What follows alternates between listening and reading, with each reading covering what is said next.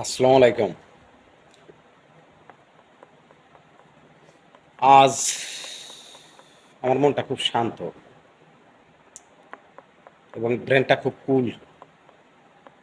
গতকাল weekly holiday ছিল, সারাদিন ঘুম পারছি। আজকে মোটামুটি গতকাল রাত্রেও মোটামুটি ভালো ঘুম হয়েছে। আজকে খুব ভোরে ঘুম ভেঙে গেছে। অফিস থেকে ফোন দিছিল আমাদের সিকিউরিটি গেট থেকে, যার কারণে ঘুম ভেঙে গেছে। আজকে অনেকদিন পর ব্রাশ না করে সকালের নাস্তা করছি। এই অভ্যেসটা আমার আগেও ছিল আর কি। আজকে আবার কেন জানি মনে হইলো যে ব্রাশ না করেই আজকে ওই আগের মতো আর কি এই করি। তো যে বিষয়টা নিয়ে আমি কথা বলতে চাইতেছি, ইদানিং আমার মনটা হলো মানে সাধু প্রকৃতির হয়ে গেছে। সাধু প্রকৃতির আগেও ছিল, সাধু প্রকৃতির আগেও ছিল। আমি প্রথম থেকেই কেমন জানি সাধু প্রকৃতির মানুষ।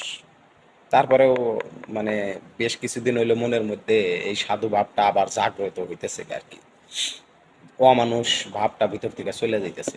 যেরকম আত্মসম্মান বোধ, অহংকার, লজ্জা, এগুলো আমার ভিতর থেকে ধীরে ধীরে ক্ষয় হয়ে যাইতেছে, আমি বুঝতে পারতেছি।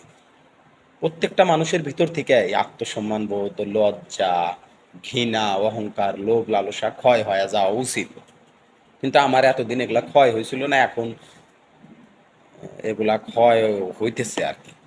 এখন ওই সাধু ভাবটা মানে এতদিন মুখে মুখে ছিল, এখন ভিতর থেকেই হচ্ছে আর কি। বেশি লোভ লালসা এখন আর নাই। অন্যের জিনিস দেখেও লোভ লালসা নাই, একটা পর্যায়ে ছিল আর কি।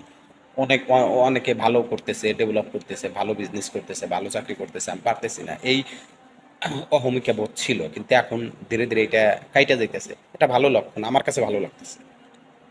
ফ্রেশ মাইন্ড হওয়ার জন্য, ফুল ব্রেন থাকার জন্য আমার মনে হয় এটা একটা কারণ। এটা ক্ষয়ে যাওয়ার কারণেই আমার এরকম হচ্ছে আর কি। তো যাই হোক, আমি যে কথাটা বলতে চাইতেছি, একটা সময় আমার অত্যন্ত আত্মসম্মান বোধ ছিল, লজ্জা ছিল, লোভ ছিল, পিতামাতার অবাধ্য ছিলাম, গুরুজনদেরকে সম্মান করতাম না, অ্যাগ্রেসিভ মোডে কথাবার্তা বলতাম, অহংকার বোধ ছিল। কিন্তু ইদানিং লক্ষ্য করতেছি আমার ভিতরের অহংকার বোধ, অ্যাগ্রেসিভ মুড, লজ্জা, ঘৃণা, অহংকার, এগুলা সব ভ্যানিশ হয়ে যাচ্ছে। এর অবশ্য একাধিক কারণ আছে। এখন আমি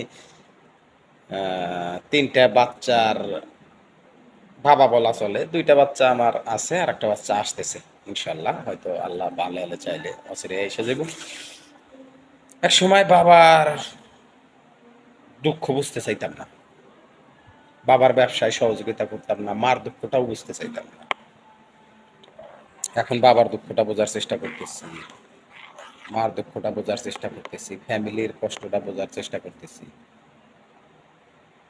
সব মিলায়া এখন এই যে আমার ভিতর থেকে অহংকার, লজ্জা, ঘৃণা, ভয় দূর হয়ে যাইতেছে।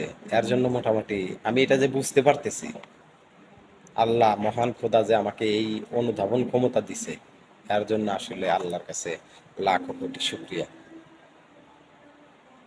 একটা পর্যায়ে এসে সব মানুষই বুঝতে পারে, কিন্তু অনেক দূর দেরি হয়ে যায়। আমার ক্ষেত্রেও অনেক দেরি হয়ে গেছে, কিন্তু আমি আমার যে লস হয়ে গেছে, এই লসগুলোকে রিকভারি করতে পারবো না। যেমন আমার অর্থনৈতিক লস রিকভারি করা সম্ভব। যেমন আমার পিতা মারা গেছে, তার যা যথাযথ প্রাপ্য ছিল আমার কাছ থেকে সেটা আমি দিতে পারি নাই, এইটা আমি রিকভারি করতে পারবো না। কিন্তু যে অর্থনৈতিক ক্ষতি হয়ে গেছে, সেটা হয়তো যদি মহান খোদা চায়, আমি হয়তো কোনো না কোনোভাবে সেটা রিকভারি করতে পারবো। এই জন্য আপনাদের কাছে আমার অনুরোধ, সময় থাকতে লজ্জা, ঘৃণা, ভয়, অহংকার, লোভ লালসা এগুলা ত্যাগ করে। সবাই সবাই সকল মানুষের জন্যই এটা কাম্য। খুব সীমিত সময় আমাদেরকে এখানে থাকতে হবে, খুব সীমিত সময় আমাদেরকে এখানে বসবাস করতে হবে। এগুলা বিসর্জন দিতে না পারলে মানুষ হিসেবে আমি, আপনি বা আমরা কেউই আসলে সার্থক না।